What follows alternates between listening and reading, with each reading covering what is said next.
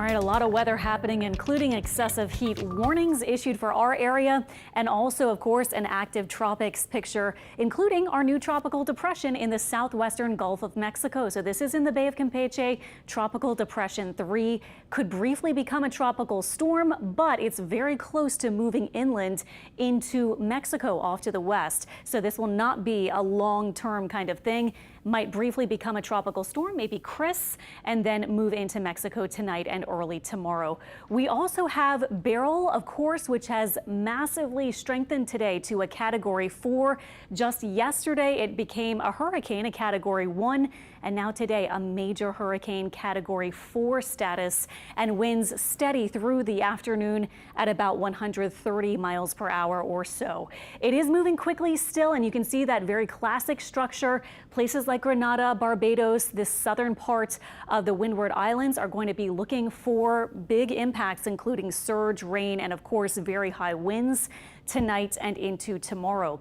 It will probably still be a Category 4 and maybe then eventually 3 as it gradually weakens across the Caribbean Sea.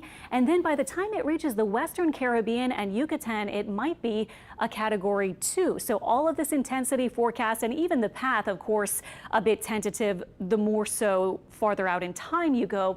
But it does look like sometime around Friday and next weekend, it will be somewhere near Yucatan and the southern Gulf, maybe the southwestern Gulf.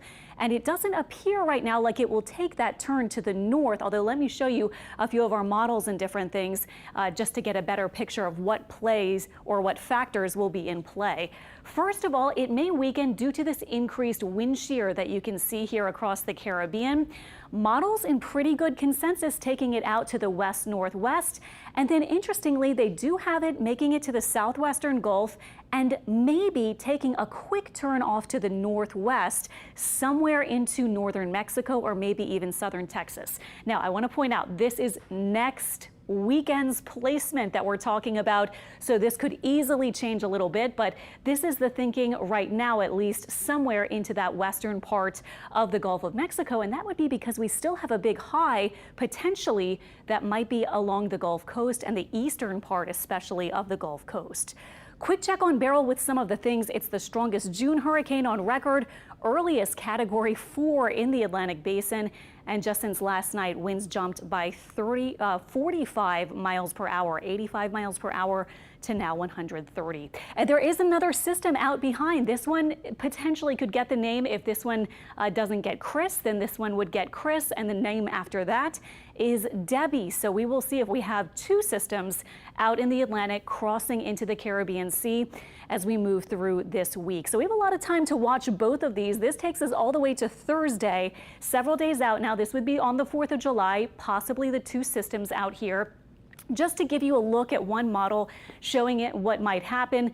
Again, this is just one model run, so this one's taking it a little farther north into southern Texas, weakening a little bit with this next system somewhere around Cuba.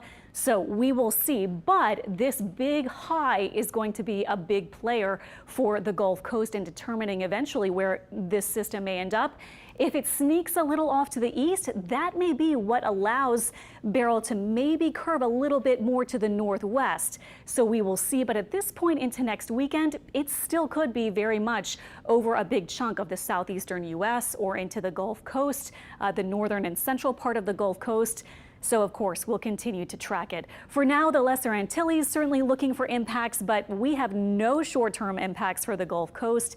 And even long-term, we'll be watching it as next weekend, so a full week from now, it will just be into the southern Gulf.